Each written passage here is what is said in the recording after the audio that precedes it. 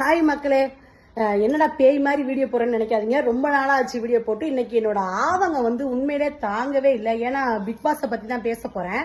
நேத்து நடந்த எபிசோட நான் இன்னைக்கு தான் பார்த்தேன். என்னால ஜீர்ணிக்கவே முடியல. இந்த வீணா போன கமுர்தினும் இந்த வீணா போன பார்வும் செம்ம காண்டாகுது மக்களே. எனக்கு அவ்வளவு ஒரு கோவம் வருது. எனக்கு என்ன பண்றதுன்னு தெரியல.